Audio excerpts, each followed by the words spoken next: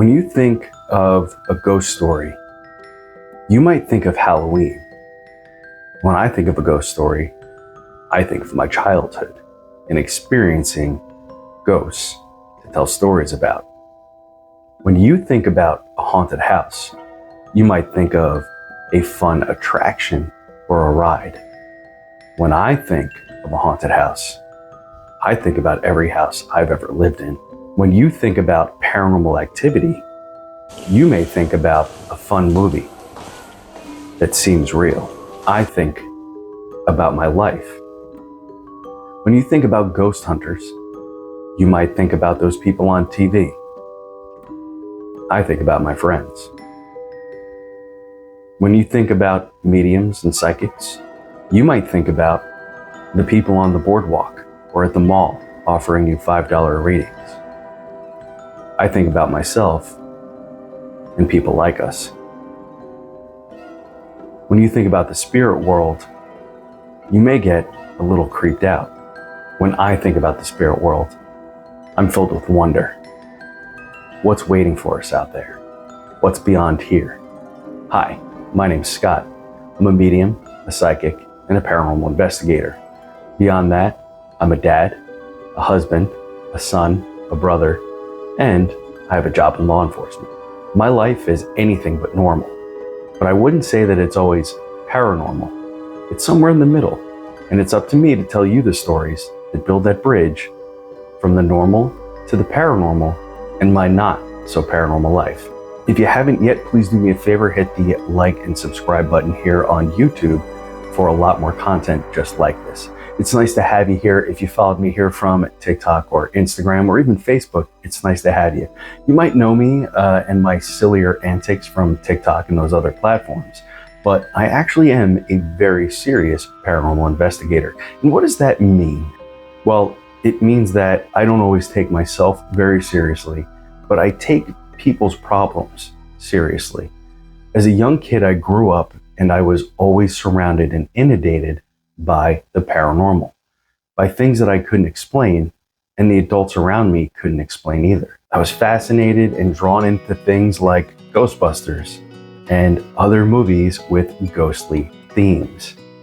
If I tried to explain to an adult about the things that I was experiencing, it would be difficult for them to comprehend since none of them came from that world.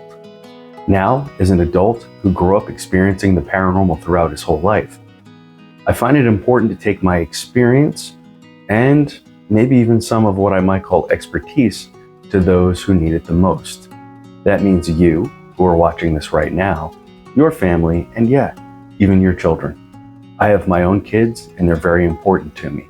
It's very important that I explain the paranormal in a world that doesn't always believe that these things exist.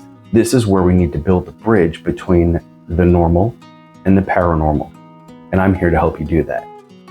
The world we live in can already be really scary and chaotic. There's danger in the world, there's financial issues, there is instability in homes, there's hardships with mental health, there's all kinds of things that we have to factor into the world as adults, and little kids don't always know that. We as adults sometimes push their problems to the wayside, not understanding that there's more to what they're telling us. This is a time and a moment for you to take and reflect and understand that there is way more that they're trying to tell you when they say that there's a monster under the bed. One of the first things that I'd like to tell you about your experiences and your children's experiences is that throughout a lifetime of growing up and becoming an adult, you've learned to shut out the things that lurk in your imagination. And believe me when I tell you, it's not always in your imagination. There are things that lurk under your bed, in the closet, in the road, and beyond that you just don't see anymore.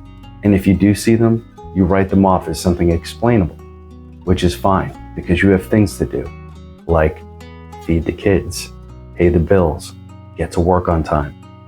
And that's perfectly okay, and you're doing a great job. But if you need some help with the other stuff, from the normal to the paranormal, I'm here to help you. When your kids ask you questions about the paranormal, Make sure that you just listen to them without leading them on. Don't put your own fears or bias into them. Just see what they have to say. That way, when they tell you that there's a man in the closet, you can say things like, "Oh, tell me more about him." And when they say something scary like, "He looks like he's dressed like daddy going to work, except for he has blood and no arms," that could be terrifying to you as an adult to hear, and you might want to brush it off as their imagination. But I implore you to say, what else? Does he have a name? Does he ever talk to you? What else does he say to you? At that point, a child may be able to express to you a little bit more and give you the clues that you need to make sense of what they're experiencing. Is it always going to be paranormal? No. Could it just be that they're looking for a way to reach out to you for you to listen to them, and they're going in a way that just seems strange or abnormal? Yeah. But in some cases, you might be talking to somebody just like me, who experienced these sorts of things as a child. So, what do you do with that kind of information? Take it all with a grain of salt, jump on Google, and see if you can find any deaths or obituaries or names or locations that meet what your child has said. Simply see if you can find some validation that isn't far-fetched from what they're telling you. This is the simplest way to put your mind and their mind at ease. And let's say you do find something that is scary and matches the information that they gave you. Well, that's pretty easy too. If you haven't yet, please do me a favor, hit the subscribe button and the like, and leave a comment down below. What do you think would be the next step if your child gave you information that matched something to do with a mysterious passing, a death, an obituary, or something else that was scarily accurate? Well, here's what I'm going to tell you to do. Number one, let's go ahead and give them validation. Yes, you did see, hear, or feel something, and mommy or daddy looked it up, and we found something that says that we understand what you're talking about. The second part, this is a part that I would do when my kids weren't home. I would go into that space that they're experiencing, that entity, apparition, or energy, and I would say, hey, this is my house. My child cannot help you and will not help you. And you can either leave or go into a space in the house where nobody's going to see you. Now, this might seem kind of cold and callous. However, if you're not equipped to help them, then this is a good time to let them know that, and let them know that your child isn't going to help. What could a child do for them at all? The only thing the child has done so far for them is have them recognize that they're there. And that might be actually all that they needed, just so you would know that they exist in the same space as you. The next thing you can do is, whatever your faith or denomination is, say a little prayer, set an intention, and cleanse the space. It doesn't have to be anything spooky or scary. It doesn't need to be anything that you've seen on TV. That is the simplest way to listen to your child, validate them, and bridge the normal and the paranormal together. If you like the information I'm giving you, please do me a favor. Again, hit the follow, like, and subscribe buttons, and hang out with me here on my YouTube channels. I'll be presenting lots of videos just like this one to help you bridge the normal and the paranormal into my not so paranormal life. Thanks so much for hanging out with me, and I'll see you soon.